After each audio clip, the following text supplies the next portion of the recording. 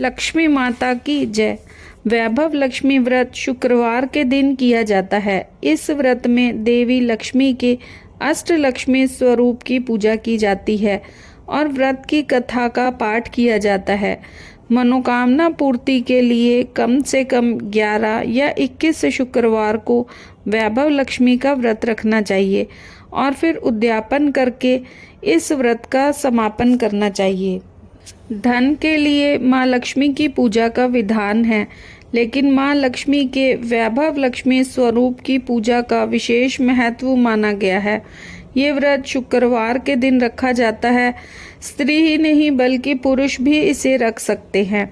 इस व्रत से सभी मनोकामनाएं पूरी होती हैं, सुख समृद्धि और सौभाग्य में वृद्धि होती है।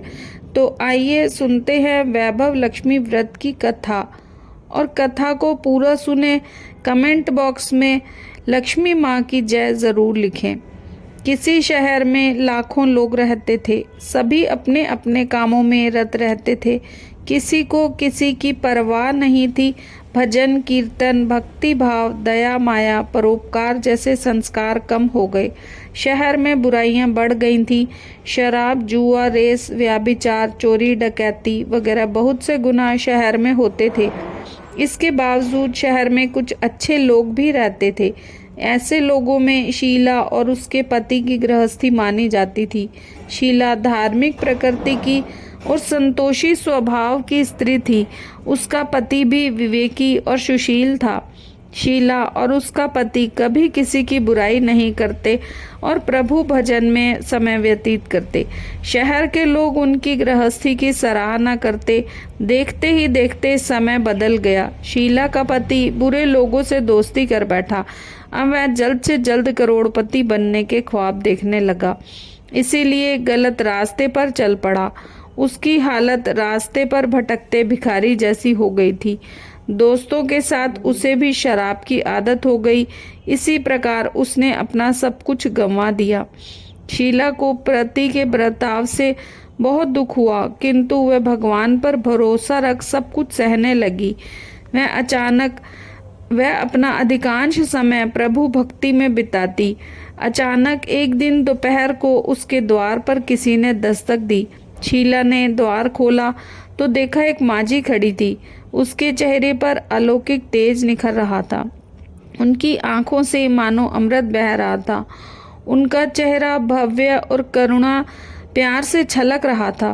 उसको देखते ही शीला के मन में अपार शांति छा गई। शीला के रोम रोम में आनंद छा गया। शीला उस मांझी को आदर के साथ घर में ले आई। घर में बिठाने के लिए कुछ भी नहीं था, अतः शीला ने सकुचाकर एक फटी हुई चादर पर उसको बिठाया। मांझी बोली, क्यों शीला, मुझे नहीं पहचाना? हर शुक्रवार को लक्ष्मी जी के मंदिर में भजन कीर्तन के समय मैं भी वहां आती हूँ। इसके बावजूद शीला कुछ समझ नहीं पा रही थी।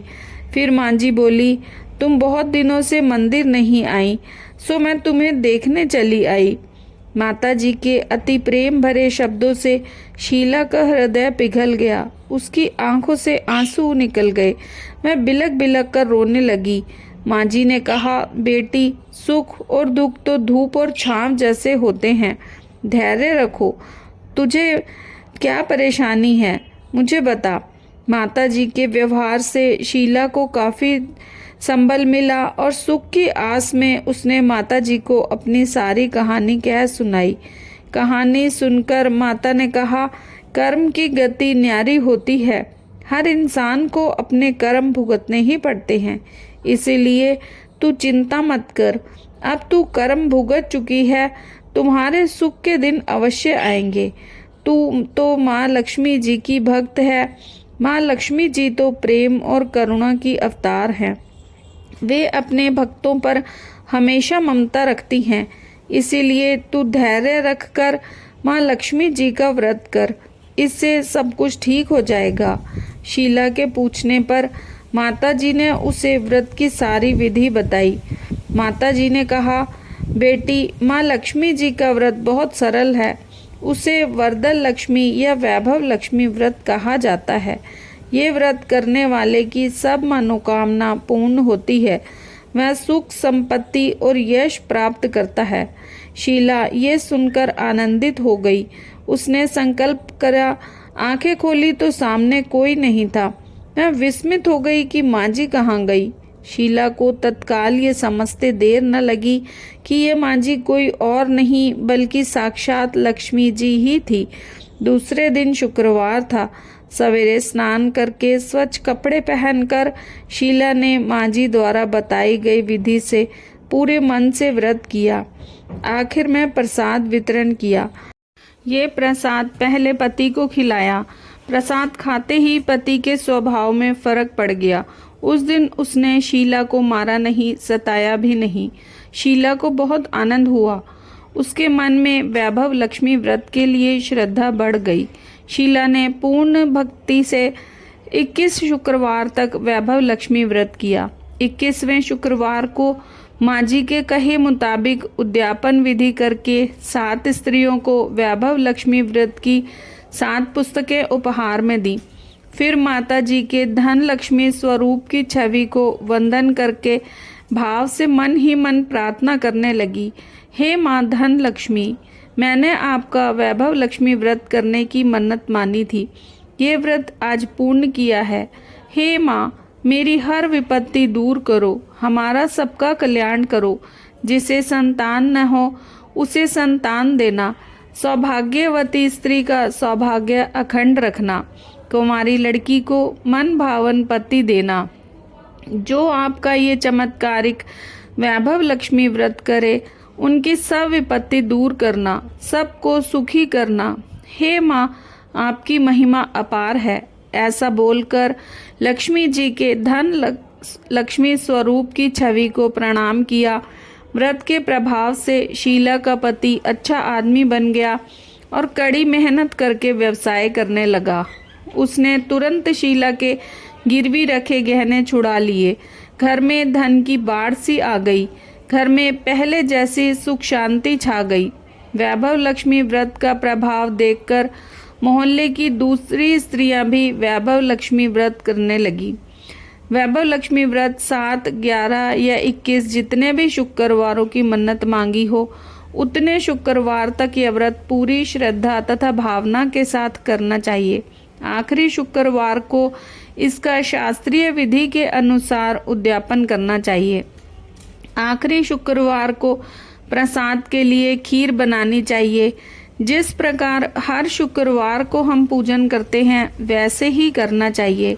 पूजन के बाद माँ के सामने एक श्रीफल फोड़ें। फिर कम से कम 7 कुंवारी या सौभाग्यशाली स्त्रियों को कुमकुम का तिलक लगाकर माँ वैभव लक्ष्मी व्रत कथा की पुस्तक उपहार में देनी चाहिए और सबको खीर का प्रसाद देना चाहिए। इसके बाद माँ लक्ष्मी जी को श्रद्धा सहित प्रणाम करना चाहिए।